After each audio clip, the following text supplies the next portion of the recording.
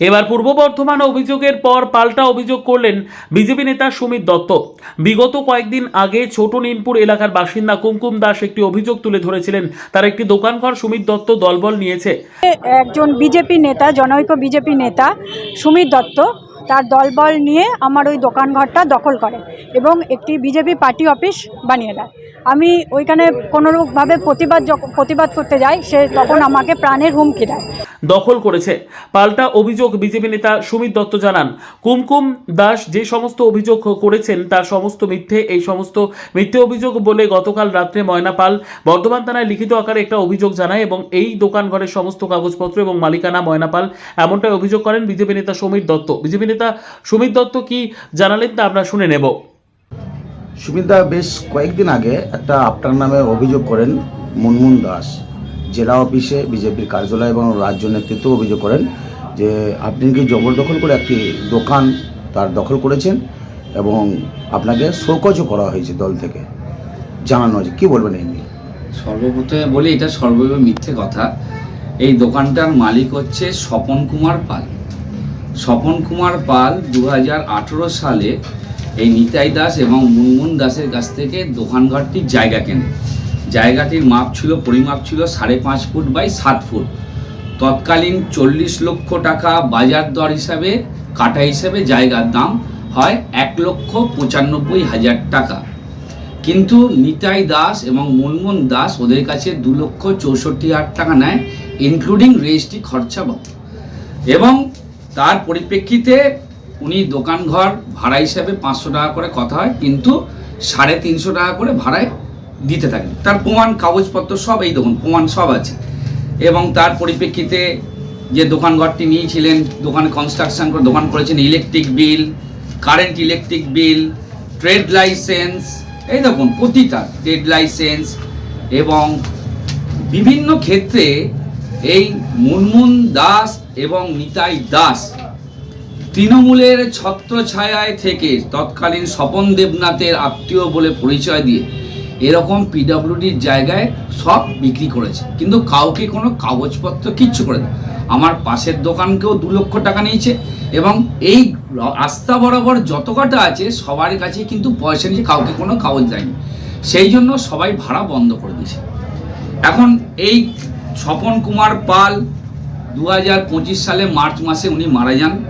মারা যাওয়ার পর বর্তমান দোকানঘরটির মালিক হচ্ছেন ময়না পাল তার স্ত্রী। আমি বৌদির সঙ্গে 31 মার্চ 2026 কথা বলি, বৌদি আমাকে দোকানঘরটা একটু ভাড়া দিও, আমি একটু সমাজসেবামূলক কাজ করি। বৌদি সেতে রাজি হয়ে আমার সঙ্গে এপ্রিল মাসের 1 তারিখে একটি এগ্রিমেন্ট করে বৌদি। সেই এগ্রিমেন্টে প্রতি মাসে 2000 টাকা করে ভাড়ায় চুক্তি হয় এরকম। কিন্তু দুর্ভাগ্যের বিষয়, আমি বৌদিকে বলি, বৌদি যদি তৃণমূল কংগ্রেস সরকার যদি বিদায় না বিজেপি সরকারে, তবেই কিন্তু আমি এই ঘরটা ভাড়া নেবো, তোমার সাথে লিখিতভাবে তো রইল, যদি রেজাল্ট বেরোনোর পরে তো নর্মাল। 12ই মে এই মুনমুন দাস এবং নিতাই দাস ময়না পালকে তার বাড়িতে ডেকে ভয় দেখাচ্ছে, তোকে গাঁজা কেস দেবো, পুলিশ দিয়ে ঢুকিয়ে দেবো, দোকানঘর চাবি দে, নাহলে তোর সম্বন্ধে তোর ছেলেকে ফাঁসিয়ে দেবো। ও ভয় চলে এসছে এখানে চলে আসার পর এখানকার ব্যবসাদাররা সবাই কিন্তু ওই স্বপন পালের স্ত্রীর পাশে এসেই দাঁড়িয়েছে, ময়না পালের স্ত্রীর পাশেই দাঁড়িয়েছে। তখন আমার কাছে খবর গেল, আমি সঙ্গে সঙ্গে আসি। আমি তখন নিতাই দাসকে এবং মুনমুন দাসকে বলি সবার সামনে যে আপনি তো একবার এই জায়গাটার জন্য 2,64,000 টাকা নিয়েছেন, এখনো কাগজ হয়নি, তাহলে ঘরটা কেন আবার নিয়ে নিচ্ছেন? আপনার তো শুধু জায়গা ছিল, তা আপনি জায়গার কাগজপত্র কিছু দেননি, আবার দোকান ঘরটা কেড়ে দিচ্ছেন, তো এনার সংসার চলবে কি করে? এনার 4,000 টাকা মাত্র বাড়ি ভাড়া পান, আর 2,000 টাকা 6,000 টাকা।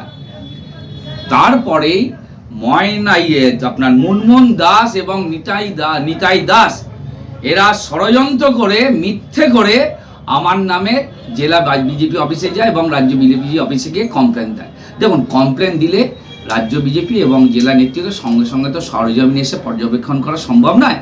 আমার কাছে যা ডকুমেন্টস, আমি যার কাছ থেকে দোকান ঘর নিয়েছি তার পরিপ্রেক্ষিতে সব ডকুমেন্টস আমি দিয়েছি। ইভেন কি কালকে ময়না পাল কালকে বর্ধমান সদর থানায় গিয়ে লিখিত আকারে কমপ্লেন দিয়ে এসছে।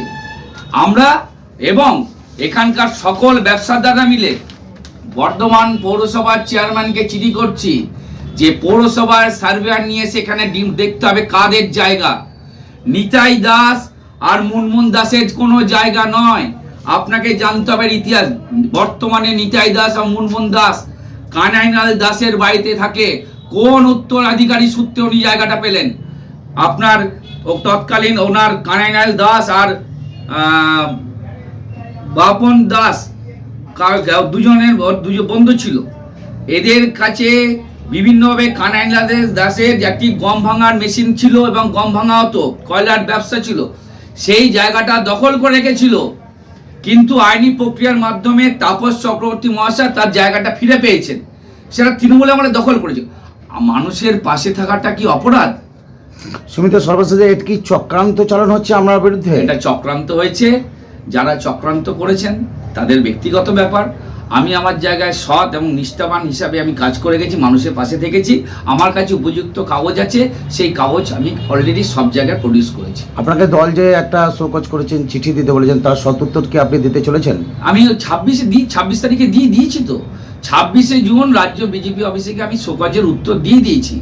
আমাকে মিথ্যে করে একটা বদনাম করার চেষ্টা করছে। আমি মানুষের পাশে কাজ করছি। এই মুনমুন দাসের মাথায় কাদের হাত আছে? উনি এত মিথ্যা করে অভিযোগ ওখানে করছেন। তো তৃণমূল কংগ্রেসের একজন লোক গেছিল জেলা বিজেপি পার্টি অফিসে। বর্ধমান ব্যবসায়ী সুরক্ষা সমিতির একজন কার্যকর্তা ওখানে নিয়ে গেছিলেন। আমি তো বুঝতে পেরেছি কারা চক্রান্ত করছে। দল কি আপনার সাথে আছে না দল মুনমুন দাসের সাথে আছে? না, দল তো নির্দিষ্ট তথ্যের ভিত্তিতে দল তো বিচার করবে, তাই না? একজনকে শোকাজ করেছে, তার শোকাজে উত্তর দেবে। আমি দলের কাছে একজন অনুগত সৈনিক হিসাবে ভরসা রাখি।